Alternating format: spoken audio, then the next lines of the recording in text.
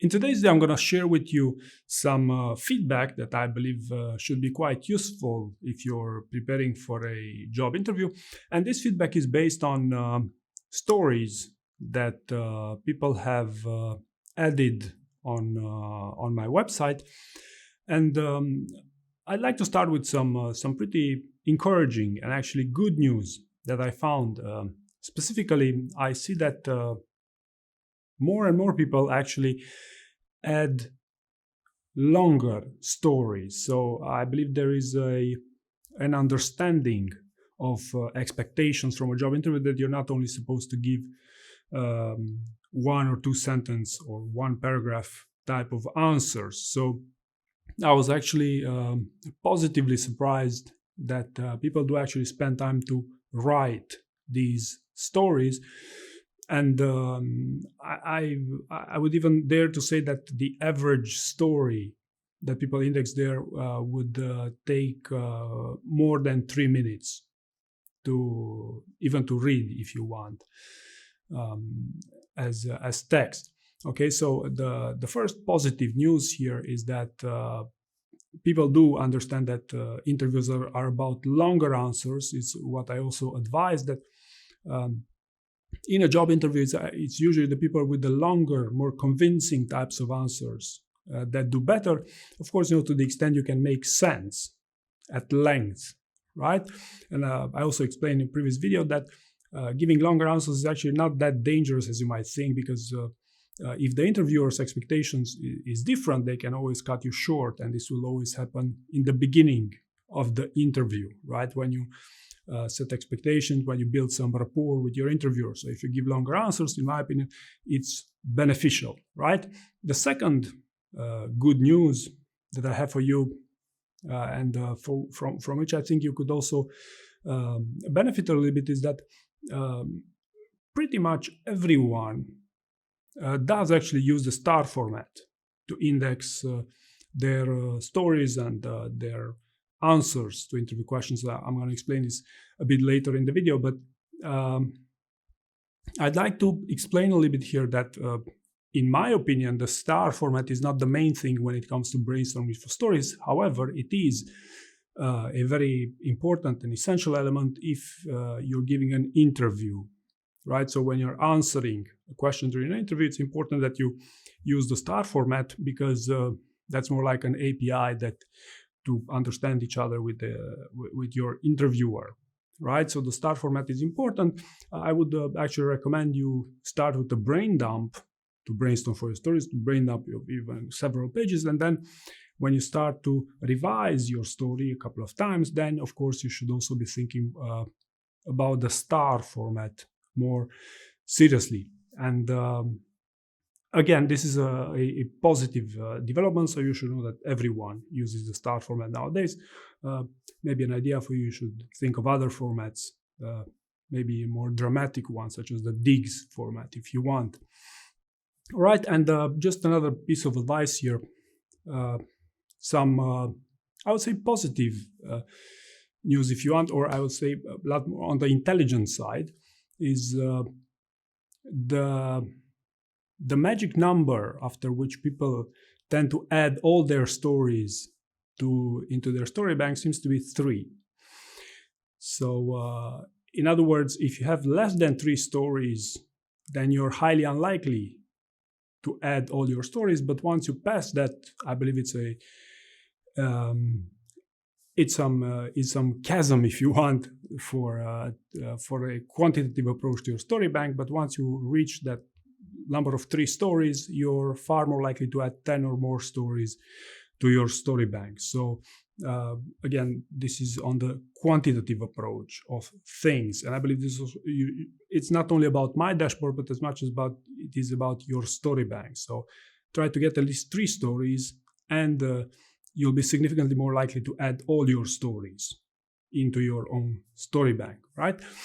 Now, on the not so positive side, if I may call it like so, I also like to share with you some other findings after reading through these and comparing them with answers such as from ChatGPT. so what I did actually was to look at a couple of story banks for which I knew the roles that the people were applying as well, a bit more details, and I tried to compare those with the story bank developed by ChatGPT for the same type of roles, same seniority, and same cases. I want to say that the quality of the answers of the stories, if you want, given by ChatGPT is not only comparable, but I believe even slightly better than the average story or answer that people added on my website. I believe what's in for you here from this is to understand that ChatGPT could be actually quite useful in so many use cases to prepare for so many roles, for so many types of interviews, even with high-performing company. Of course, up to a certain point, and I'm going to be more specific as I explain more concepts. But I believe that the fact that ChatGPT, and actually I was expecting ChatGPT to give better answers than the average answer in my story bank, because if you remember, maybe you don't remember because you're the first time here, but I made another video where I highlighted how ChatGPT gives better answers than 95% of candidates. I believe the main implication here is that there is a lot of room to improve in many cases in these answers, and I'm going to explain to you where ChatGPT does not do well, and of course, where you can differentiate yourself and beat the AI if you want, because I believe that that's a pretty fair goal, at least in the beginning of the interview prep, and at least for not so senior roles, if you want. Okay, so next time you get angry on a company because they automated their telephone screening and basically the screening rounds, you should keep in mind that AI is actually pretty good and understands pretty well how these things work. So it's perfectly possible to use automation and AI for screening rounds. I don't believe recruiters will disappear anytime soon, because I do believe in the value of a good recruiter, but pre-screening rounds can be automated simply because AI is this good that answers are sufficiently convincing, that they are sufficiently good at screening how good their answers or how good the information they receive is quite accurately, right? Now, the other types of problems that I noticed in my dashboard, it's primarily things that I mentioned in previous videos, but I'm just going to mention them quickly here. So people still have a tendency to confuse the name of a story with the question they're trying to answer.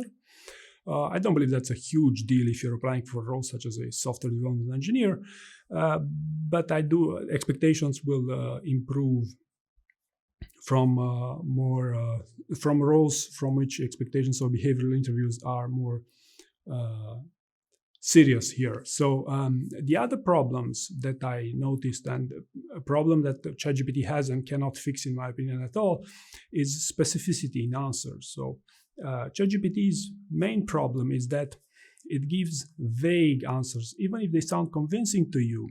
Specificity such as places, names of people, when did something happen, numbers or metrics are only a few examples of how specific an answer might get if you invest time to really dive deep and develop your stories. So again, specificity is the primary way you could beat AI with your answers.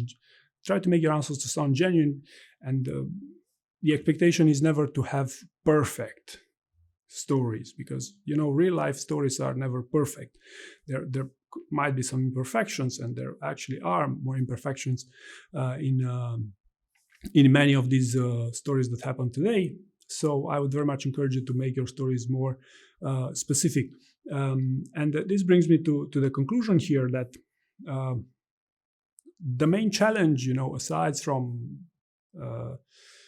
maybe not coming up with enough stories, is that people don't revise these stories as much as they should. Actually, what I advise here is to not just come up with at least 10 stories. Some people do as many as 60 if you want, but also revise them at least 3 times. And of course, it very much depends on the individual. How good are you at interviewing? How well do you feel communicating your answers after you revise them? For some people, 3 times might be enough. For others, it might take 6 months to significantly improve their interviewing skills. But I guess the main takeaway here is that you should be aware that expectations evolve by the role that you're interested in. So I hope you found these findings useful, and thank you very much for watching.